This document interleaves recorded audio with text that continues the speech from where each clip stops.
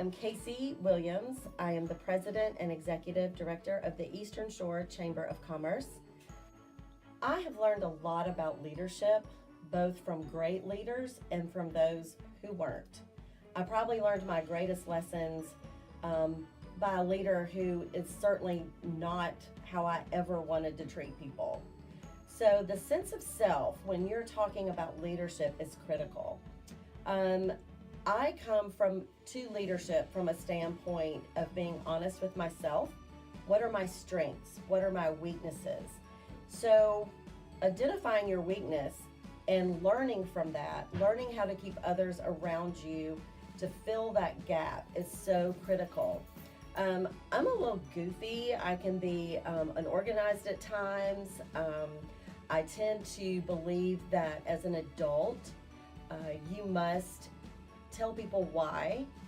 And I find the sense of self to be so important, because if you are leading from any other place than your genuine heart and what you believe to be right, that when you are faced with a critical decision of what to do and how to do it, and you have your true self, which is in conflict with the facade that you've built as a leader, in that critical moment, those two will be in conflict, and that's the decision you want to have back, and it's too late.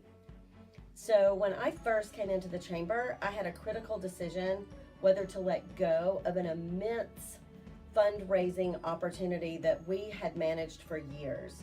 And at the end of the day, we turned that over to another entity because I took the high road. I didn't believe that that was healthy for my organization. And it was very difficult to let a significant part of our budget go, but it made sense.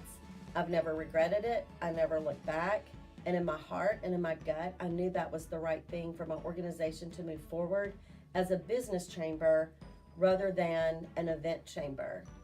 So if I had not aligned who I was with my internal system, that decision probably wouldn't have been made that way.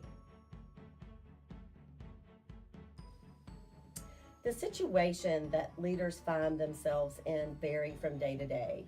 In my banking arena, not only did I have 17 branch managers and 90 employees, all which looked to me for our mission, our vision, and how to execute it. I also had an executive team that were my peers. They used to call us the tripod because I was over retail, we had somebody over loans, and somebody over operations. So we had to work seamlessly together in order for our people to be supported and know what path they needed to be on.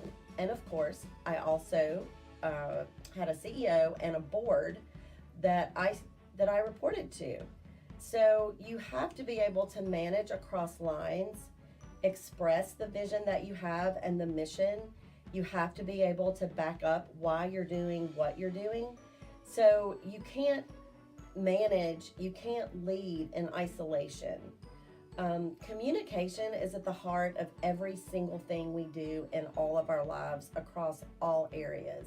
My favorite quote is, "The problem with communication is that you think it has taken place." Quite often we communicate out as a leader, but we're not listening to the people who execute it every day. If you are not in the trenches and you cannot show them that you are willing to be in the trenches with them, you're going to have a very difficult time leading them to the realization of that mission or vision. You know, everybody needs grace. I need grace every day. Now, in the military standpoint, grace is a little harder to give because you're talking about lives. You're talking about split-second decisions that impact others. So that's a little different. But from my standpoint in leadership, I hope that I am given the same grace that I give others so that we can literally work together and create that mission and vision. Leadership is multidimensional. You have to lead. In my case, I report directly to a board. As I said earlier, I have 1,050 members. I can't lead without knowing what is it that is necessary or needed. I can't lead without communication. So I spend a lot of time sitting down, talking to folks. What is going on in our community? I have to work with 3 municipalities. That's 3 city councils, 3 mayors. Bringing them together, convene for a common cause, such as resiliency. 60% of small business do not reopen after a catastrophic event. So how do we keep that from happening in our area? So I have to bring in businesses, I have to bring in nonprofits, I have to bring in the cities, the councils, all of those things across all lines, and I have no authority over any of those folks. Authority is something that you can be given, but it's also something that you can earn. And I think earning authority gets you much further. I know that my heart as a servant leader is working for our business community to connect them with the resources they need. And when people know that you are genuine in your concern, when you are genuine in your mission, they will follow you. They will help you achieve what's important. That is how you manage across all lines. Listen, seek to understand. Don't think you have all the answers, because the answers come from the people who execute what you need to execute. So leadership is a subject of opposites. You have to be humble, but very confident.